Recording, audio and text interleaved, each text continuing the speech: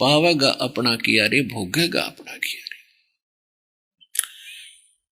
एक बार एक टीवी के अंदर प्रोग्राम आ रहा था जैनियों का, और एक बहन कथा सुना रही थी। वो खुद बता रही थी कि महावीर जैन जी एक बार राजा थे।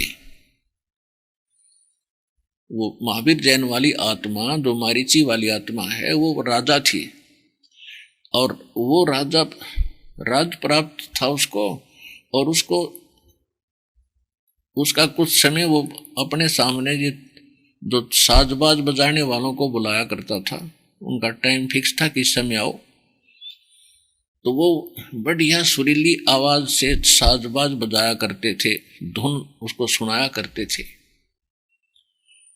और उसने एक नौकर की ड्यूटी लगा रखी थी कि जब मुझे नींद आ जा तो इनको बंद कर देना।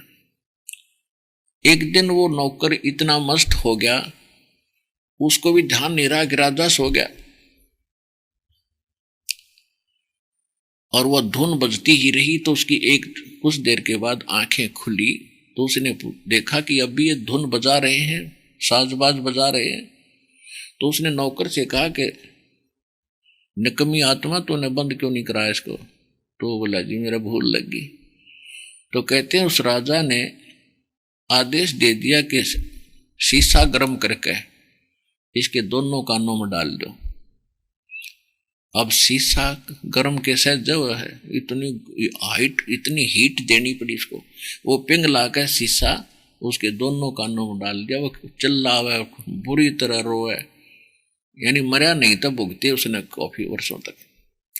फिर वो बता रही थी कि फिर वो महावीर जैन वाले समय में जब वो धर्म देश उसमें था, साधना पर जंगल में साधना कर रहा था,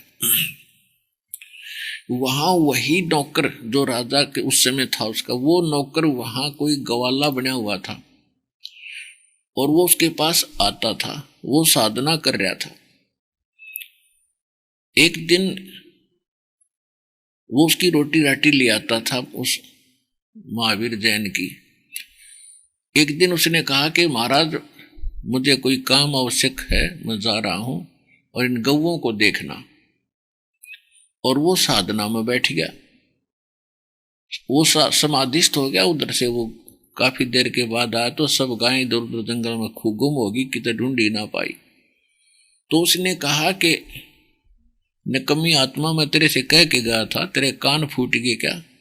मेरी गाय क्यों ना देखी? कहते हैं वो बांस की पतली पतली बनाई उसने, पतली पतली वो पाड़ ली, पट्टी सी छोटी पतली बारीक बारीक, और उसके दोनों कानों में सूट दी और अच्छी तरह ठोक कर तोड़ दी। अब 6 महीने भुगता, उसमें रेसा पड़ गया, मवाद बन गया, रोवर चिल्लावे।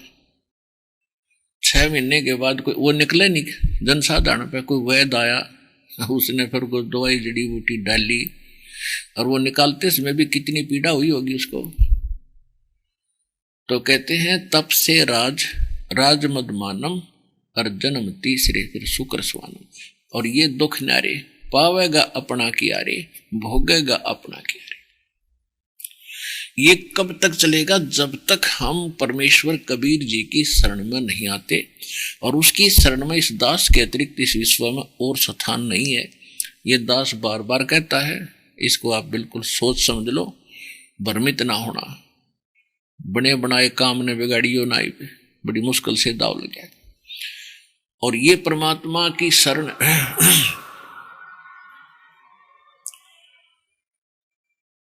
ये परमात्मा की शरण सतयुग त्रेता द्वापर में नहीं मिलती है। कोई इक्का दुक्के भगत पर दया होती है, 10-5 हजार पे होगी।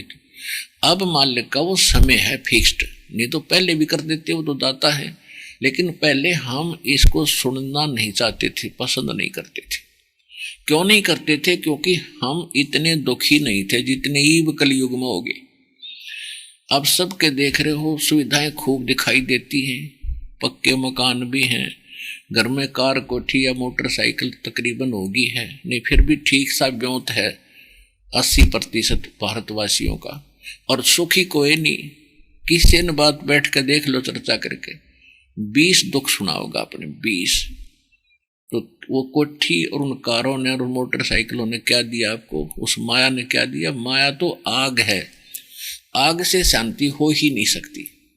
इस माया के शांति करने के लिए भी हमने परमात्मा की भक्ति करनी पड़ेगी, फिर ये माया आपके अनुकूल होगी, हानिकारक नहीं रहेगी।